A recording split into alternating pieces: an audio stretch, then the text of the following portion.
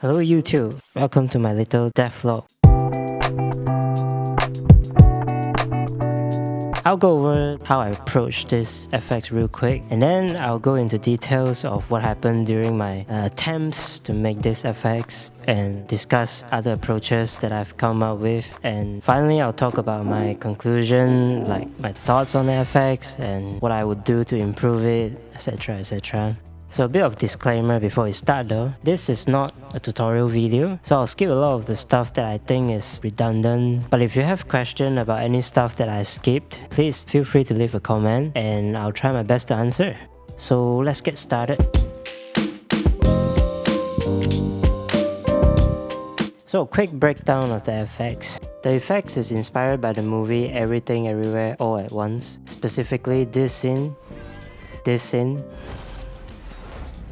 and this scene, and this video where the director and visual effects team is talking about the movie. The video is very interesting and the movie is really good. Do check it out if you are interested. There are 4 main elements: the initial cracking, the glass breaking explosion, and the zooming background, and finally the glass breaking from the side to send the player back to where they started. I have to mention too that I didn't really have much time to spare on this project, so I went with the approach that is the fastest based on my current experience. So currently my approach is to do the crackings and explosion sequence in Houdini and render it as a sprite sheet or video or sequence and play it back in real time. I mean, hopefully in real time. So after this, I go into the engine and I capture my in-game camera view and my supposedly future camera view where I'm supposed to teleport to. Then I just map this to the front, back and behind the glass explosion. There's also a background zoom layer on top and it's masked with a distorter circle. So all of this is done in widget. I don't know if that's how you pronounced it. That's how I want to pronounce it. So the reason I used it is because it won't affect the camera view and all that. So now it's time to talk about the actual workflow that I went through.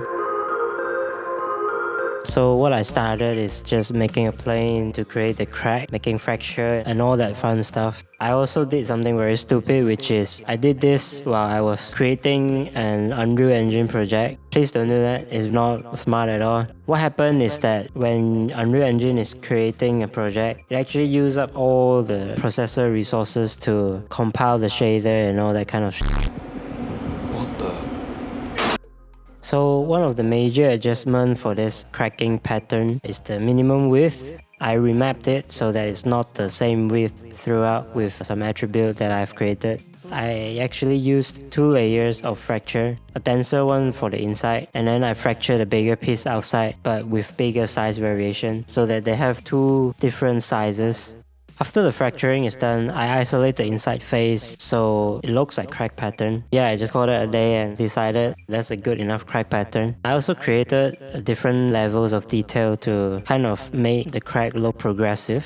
Next up is preparing for the sim, the forces. I basically map how far away it was from the center, so like the center has the most force and the outside one has less force. So this color map pass is to help me mask out the front, middle and back of the glasses so that I can put whatever capture screen I want on it. And of course the UV pass has the UV info, goes without saying. And also an alpha layer that can help me differentiate the foreground and background. Next up, I jump to the engine. So first thing first, I redeemed the free market asset for that month. To be honest, it's very useful when you're doing very prototyping kind of thing, which is what I'm doing now, and helps to speed things up a lot. You just don't have to create everything from scratch. Honestly, if you look at this, it is literally free real estate.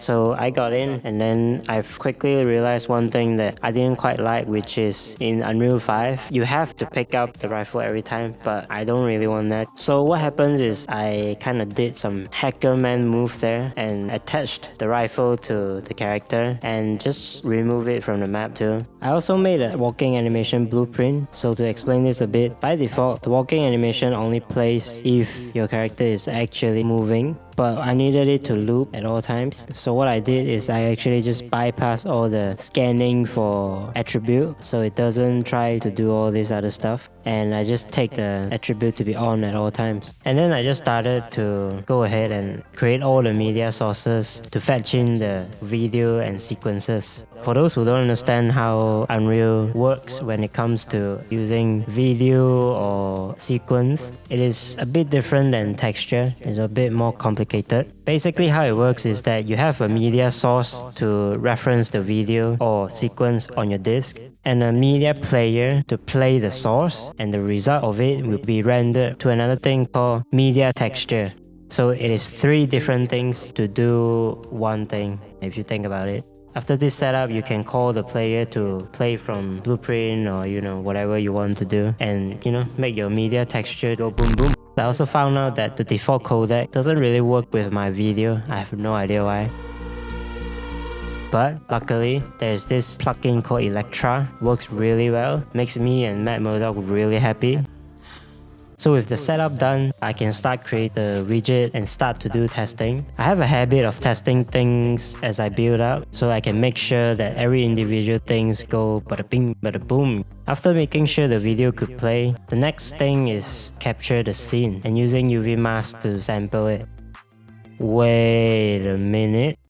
Why the f does the capture looks like using 1% of the Wi-Fi? Okay, that sucks.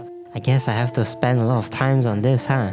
Inverting the y-axis is easy, you just add 1 minus. But the blurry result on the other hand though, I took quite a lot of time to test. I figured out quite early on that it is because of video compression. I was quite frustrated. I tried every codec possible, but it didn't really do anything.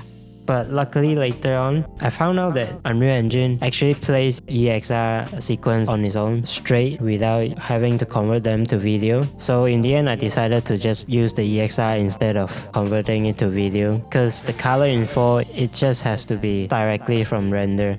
So after integrating other captures, I started integrating the crack map. So it's just a simple sprite sheet 2x2. I'm keying it to have it a very snappy anime-like feeling to it. So it just snapped to another frame, snap to another frame, so on and so forth.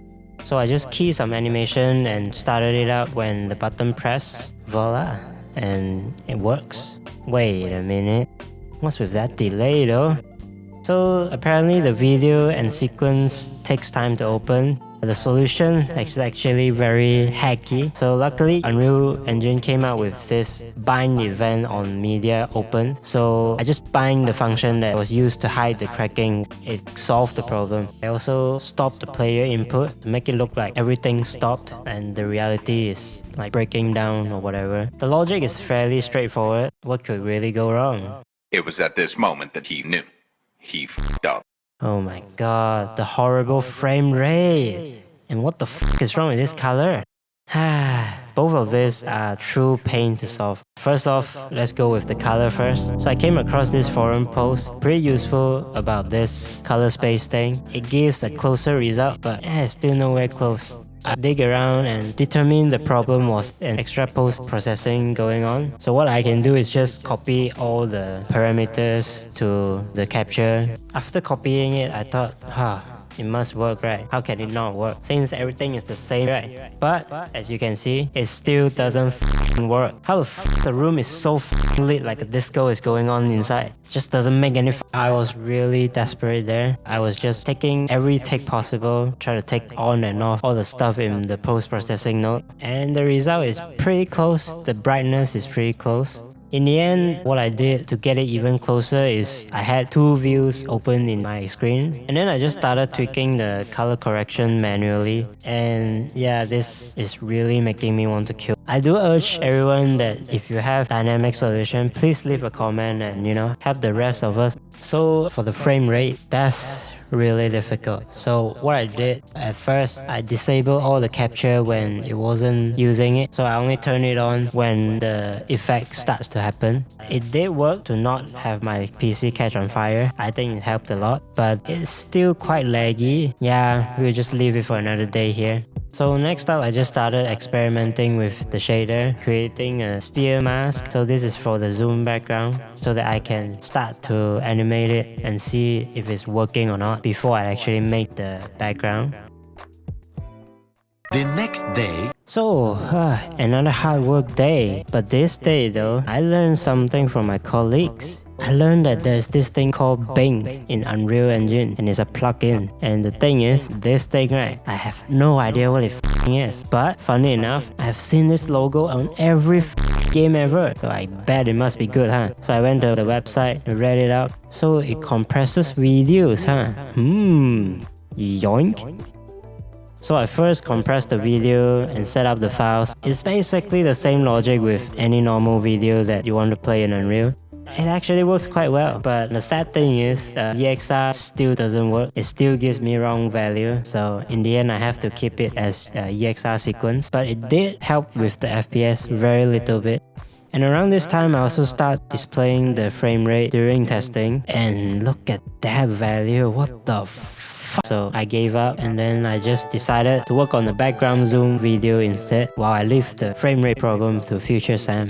The background zoom footage is actually probably the easiest in this project, so I just went around the map, find a good position that I think have good color variation. So I just have the first person character, put it there with the looping animation blueprint that I made, and just animate it to move forward really fast like Sonic. But I also edited the animation to play faster to further sell that Sonic look. After all the capturing, I just edited it. I added a lot of motion blur, speed it up, and end up with this very short clip and compressed it with Bing again. After this, I further tweaked the circle animation, and I also added some noise in the shader to distort it a bit so it doesn't look like a really clean full circle. Who's there? This is Future Sam, here to say F you, and time to solve your goddamn frame rate problem.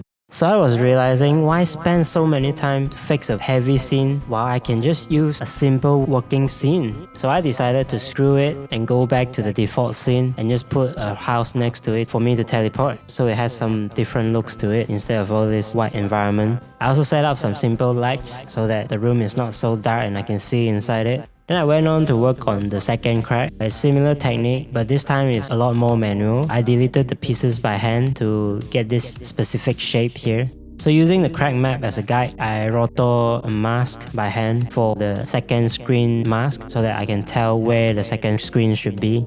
With this done, I can do the setup and have the cracking appear 2 seconds after the teleport and transfer the player back where he was teleporting from. So everything is working well, everything is pretty much done, to be honest. All the logics are there, but then it suddenly hit me. It's actually looking pretty there. So I decided to refine the art side a bit. So first thing is the glass explosion. I came up with an idea to add a specular layer to it. So when glasses are flying around, there are these flickering lights going around like crazy, which looks really nice. So what I did is I just went and set up some lights and give the glass a glass shader and test. And the result was actually looking pretty good. So I tried rendering it in high resolution. Bruh.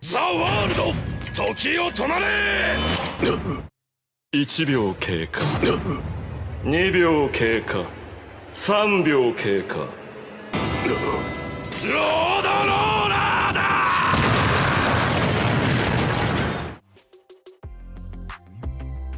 In the end, I have to move the scene to Maya, so it rendered much faster. I should also mention that I didn't use glass shader at the end because of the transparency. It actually shows the back parts of some glasses, like some of the glasses is in front, so it should block the glasses at the back, but it doesn't. So what I did was just remove the transparency. So in the end, it's just a normal shader with really high specular value and really low roughness value. It did require some adjustment so that it doesn't look plastic. Finally, now the project is done. I think I can rest now. Oh no. So before I was about to call it an end, I went back and watched the trailer for Everything Everywhere all at once again. And I realized why their glass breaking effect looks just so good. I realized it's actually the lack of focus and this rainbow kind of thing going on. This effect is called chromatic aberration. And I was like, oof, guess I'm not done yet. So I went back and edited the cracking maps to progressively have more or less defocus effect and add the chromatic aberration effect too. I realized if you add the chromatic after defocus, it works a lot better. And finally,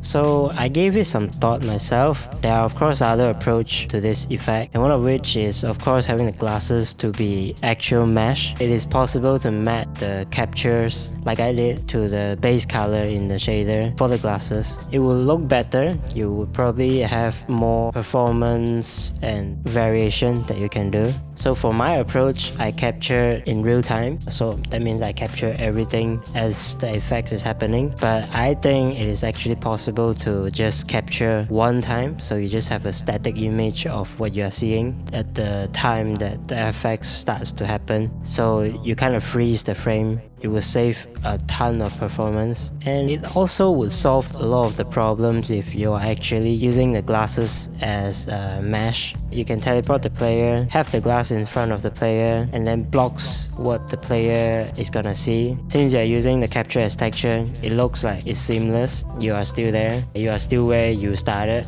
You can let the animation play and slowly reveal the background as you go. For the glasses explosion, the mesh can be cache explosion. The technique, I believe, is called VAT, vertex animation texture. Yes, you can make 3 or 4 variations if you need and then play it randomly, you know. Might be useful if you have limited performance to spare. Another way is you have already cracked mesh, but you simulate it inside the engine with probably chaos. You can have 1 or 2 variations and just let all the other variation be the engine itself. That could be interesting too. You can even probably have it collide with the ground and all that kind of stuff. And then the last one is of course you crack and simulate it, everything inside chaos. Probably very heavy and probably very time consuming too, because you have to really get into chaos to do this. But the good thing about this is that there's no pre-cached load. But I have to add is that all this meshes approach, I have no idea how the cracking will work, because the cracking I'm using is a sprite shit. And then another thing I want to talk about is also the teleport back to where you started. So I have thought about another approach to this because I wasn't so happy with the result. I'll talk more about this later.